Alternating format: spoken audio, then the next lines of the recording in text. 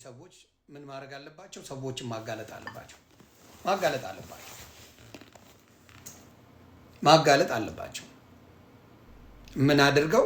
በተለይ አስተማሪ ነን ብለው ፓስተር ነን ብለው የሚያረጉትን እንደዚህ ግብረ ሰዶም የሚያረጉ ካሉ ማጋለጡ መልካም ነው። ለምን? ትውልድ ሳይበላሽ ማጋለጡ ጥሩ። ማውራት ብቻ ሳይሆን እንዲሁ በደፈናው ደፋፍኖ ማውራት አንደኛ ሃይማኖት ማሰደብ ነው። ደፋፍኖ ማውራት ሃይማኖት ማሰደብ ስለሆነ ምን መሆን አለበት? በደንብ ሃይማኖቱ እንዳይሰደብ የምትፈልጉ ፕሮቴስታንት ወንድምና እህቶች በዚህ እኔም ከጎናችሁ ነኝ። እግዚአብሔር በሚያውቀው ከጎናችሁ ነኝ። ይሄ ነገር ላይ ትክክል አይደለም፣ እናንተም አትቀበሉትም እርግጠኛ ነኝ። ስለዚህ ሀገራዊ ጉዳይም ስለሆነ እንደዚህ አይነት ነገር ተናግሮ መሄድ አይቻልም። ተናግሮ መሄድ ሲሆን እንደዚህ ማጋለጥ መልካም ነው ብዬ አስባለሁ። ስለዚህ ፕሮቴስታንት ወንድምና እህቶች ይሄንን ነገር በደንብ ነው እነዚህ የተናገሩትን ሰዎች ገነትንም እኚህንም ፓስተር እንዲሁም ሌላው ዶክተር ስዩምን አለ ብለው ተናግረዋል። ልምምድ አለ። የሆነም ሴት አለች፣ የሆነች ሴትም ተናግራለች። እሷም ነቢይ ነኝ ነው የምትለው ተናግራለች። እንደዚህ ሌላ ነቢይ ናት፣ ግን ነቢይ ሆና ሴቶችን ነው የምትወደው፣ ግብረ ሰዶማዊ ናት ብላ ተናግራለች። ስለዚህ እነዚህ ተሰብስበው መጠየቅ አለባቸው። ማን እንደሆኑ ይሄ ነገር ያላቸው ማን እንደሆኑ ተነግሮ ከዛ በኋላ ህዝቡ ትምህርት እንዲወስድ መደረግ አለበት። ይህንን የሚቃወም አለ ብዬ አላስብም። ስለዚህ ያ መጠየቅ አለበት። የስ ማሙሻ መጠየቅ አለበት። ስለዚህ ይሄ ጥላቻ ቢሆን እንዲህ ናችሁ እያልኩ ረግጣለሁ ነው። ይሄን የሚጸየፉ ከእግዚአብሔር መንገድ የራቀ እንደሆነ ብዙ ፕሮቴስታንት ያውቃል። ይሄ አካሄድ በጣም ብዙ፣ ይሄን የማይደግፍ በጣም እልፍ አላፍ ፕሮቴስታንት አለ። ስለዚህ እነዚህን ሰዎች ማወቅ አለባቸው።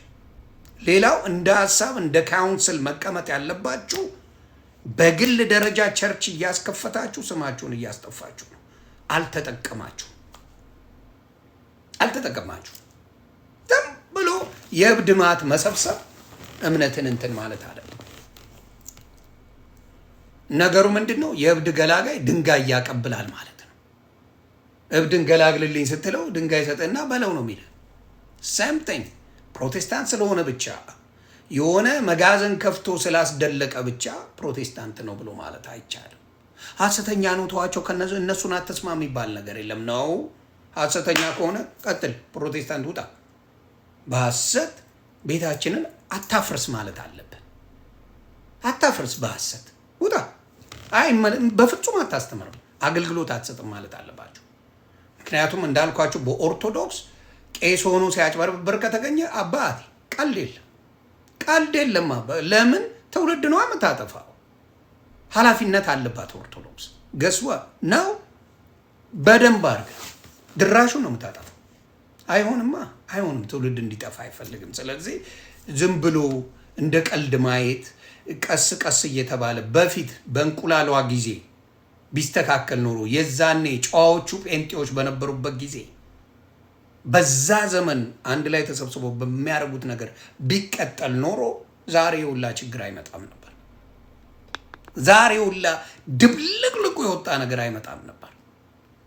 ኦርቶዶክስ ጋይ መዝሙር ያሬድ ከፈተ ቤት ሲባል ገስዋት ሮጦ ሰው መዝሙር ያሬድ ቤት ነው የሚሄደው። ቤት ከፈተ ሲባል አክሊለ ከፍቷል ቤት ግቡ ዝጉ ነው የሚባል። አንድ ላይ ስለሆነ ግር ብሎ ይሄዳል። የጥቅም ጉዳይ አይደለም። ገባ? ናታን ወይም ባሩኬ ከፍቷል ቤት እንሂድ እዛ ቤት ነው የሚባለው። ኦርቶዶክስ ጋር ዘማርያም ከፍቷል፣ ልደት ከፍቷል ሲባል እልም ብሎ ነው ሰው የሚሄደው። ለምን? አንድነቱን ይፈለጋል። ጋዲሳ ከፍቷል ወንድማችን ሂድ እዛ ቤት ነው የምትባለው። ገባ? ስለዚህ መሆን ያለበት እንደዛ ነው። በእነሱስ 10 ሱቅ በደረቴ ቲክታክ ላይ እንኳን ከፍተው ዱቅ ይላሉ ወንጌል እንሰብካለን ብለው 10 የማይሆን ሰው ይዘው ምንድን ነው የሚጠቅመው? አንድ ላይ ለመስማማት ትምህርት ለመማማር አይደለም። ስለዚህ ጥቅም የለው። ስለዚህ ያንን ነገር ቆም ብሎ ማሰብ እኔ መልካም ነው ብዬ አስባለሁ። ይሄ ለእናንተ ቅንነት ከማሰብ ነው፣ ከክፋት አይደለም። እንዴት ማወቅ ያቅታቸዋል? ይሄን መገንዘብ እንዴት ያቅታል? ማንም ውርንጭላ እየተነሳ ቸርች ከፍቶ እንደፈለገ የሚያስፈነጭና ሙዚቃ ይዞ ስለመጣ ብቻ አመሰገነ ማለት አይደለም። አንዳንድ ልምምዶችን ላሳያችሁ ከመዝሙር አንጻር። እስቲ አንዳንድ ልምምድ እስቲ ላሰማችሁ። ይሄ ማለት ሁሉም ናቸው እያልኩኝ አይደለም፣ ግን ከልምምዶች አንጻር እስቲ ላሰማችሁ። ነጠሏን ለብሳ ነው የምትመጣው። ግደላት ግደላት ይበል። በዘፈን ልትበላቀጥ ምን ልትል ትችላለች? አጋረንቲ ዩ መዝሙር ዘምር ይበላት። ነጠሏን አርገ ለምን ፈሪያ እግዚአብሔር የሚለው ጭንቅላቷ ውስጥ አለ። ፈሪያ እግዚአብሔር፣ ይሄ ፈሪያ እግዚአብሔር የሌለበት ስራ ነው። ግን ሌሎቹን ላሳያችሁ።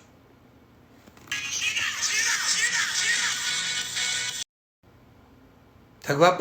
ዲያብሎስ የሚጋልበው ነው ይሄ። የመንፈስ ቅዱስ እውነተኛው ክርስቶስ ይሄ አይነት ትምህርት የለው። ዲያብሎስ የሚጋልበው ነው ይሄ። ግን ምን ችግር አለው ይለዋል መጣው ደግሞ። እውነተኛው ክርስቶስ እንደዚህ አይነት መንፈስ የለውም። እርግጥ ያለ መንፈስ። ሁሌ የሚሏት ዳዊትን ምን ራቁቱን አመሰገነ የሚለውን ይዘውት ይመጣሉ። ለነሱ ለማመቻቸት ለማጠጋጋት ብለው እና እባካችሁ ሌላም ላሳያችሁ እችላለሁ። እውነቴን ነው የምለው።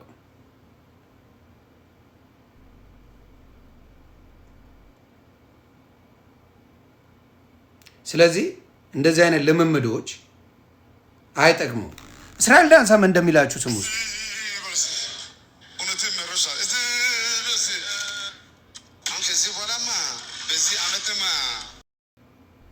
ሰው አያውቅም ምን መሆኑን ራሱ ማቀብድ ነው እዛ ጋ ያለው። ኢሜጂን